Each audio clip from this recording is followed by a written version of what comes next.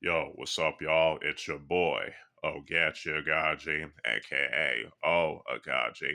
Back to another video, back to another review. Now, before I begin, if you hear any background noises and things like that, that's my family. So just want to let y'all know in advance before we get into this. Excuse me, had a little belch on there. Anyway, with all that being said, let's begin. And today we're going to talk about the 2020 South Korean martial arts film, The Swordsman. Yep, we're talking about this. Now, this film, as I say, is based on historical events. You know what I'm saying, and which is interesting. So I can't say for sure if it's true or false, but hey, it is what it is. But anyway, without further ado, let's begin. I'm going to read the synopsis in the back of this DVD. After being blinded in a coup against the king, Jo-sun's greatest swordsman, played by Jang Hyuk, goes into hiding, far removed from his city's anguish. But when traffickers kidnap his daughter, he has no choice but to unsheath his sword once more. I gotta say, let's talk about the story and the characters and all that good stuff. I think the story is pretty good in my opinion. You know what I'm saying? And the fact that our swordsman went into hiding after he was, blinded and things like that, him trying to live like this normal life, but when a lot of traffickers come in, especially ones that led by by the Manchus, especially the main villain, who is a Manchu played by Joe Taslim of the Raid fame. Things definitely get more interesting. You know what I'm saying? He has to unsheath his sword to fight against these bad guys in this movie.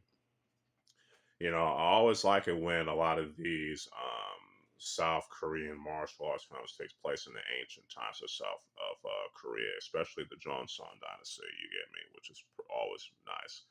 And I definitely like a good sword play story. You know what I'm saying? And, what I like about the character that's being played here by the actor Jung Hyuk is that the stuff he has to go him again. While he used to be this great swordsman, but due to him being blind and all that stuff, he has to live this normal life and try to live off you know what I'm saying, and not focus on the sit what's happening right now in the city and the kingdom and whatnot. But when his daughter gets kidnapped, he has to, unsheath the sword and things like that. And I definitely like the interaction with the daughter, especially, you know what I'm saying, and which is pretty nice. I want to say more about the story, but I don't want to spoil it. So I want y'all to watch it for yourselves. You know what I'm saying? Watch it in its original language, which is Korean. You know what I'm saying? Don't watch it in English. Anyway, um, I also think the characters in this film are pretty interesting, in my opinion. Now, sure, they're not flawless or anything like that, not perfectly written, but they're written well nonetheless, where you can actually care about what happens to the characters, especially our main character right here.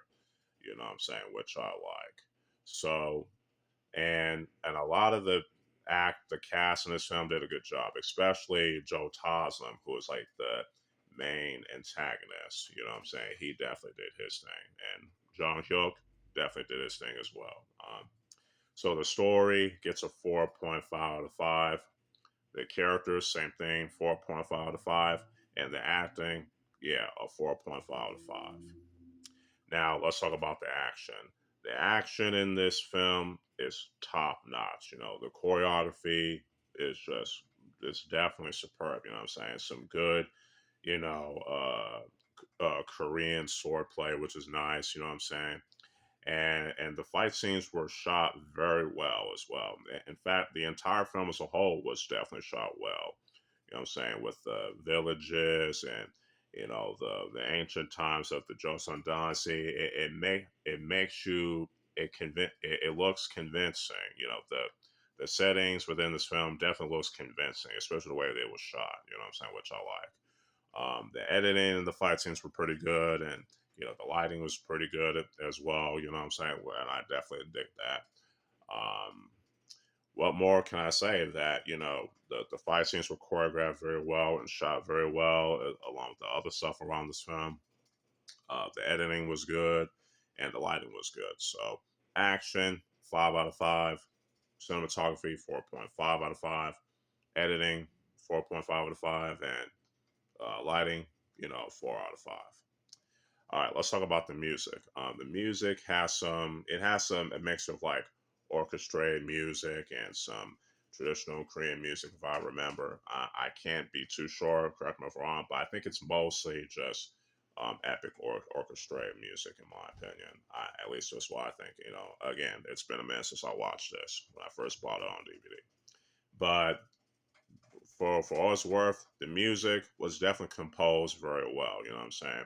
Especially when it comes to some of the fight scenes, and you know what I'm saying. And I definitely dig what the music was implemented. So yeah, so I say the music definitely gets a 4.5 out of 5 in my opinion. Overall, The Swordsman is a pretty good South Korean period martial arts film that I definitely recommend, not only for its swordplay action, but also for its story and its characters as well. So, yeah, this film definitely gets a 4.5 out of 5. Hopefully, y'all enjoy this review because I definitely enjoy making it. So, stay tuned for more reviews and stay tuned for more videos along the way. You can subscribe to the YouTube channel, Oaghaji 27. If you like this video, you can like it, share it, all that good stuff. I mean, yeah, y'all know what time it is.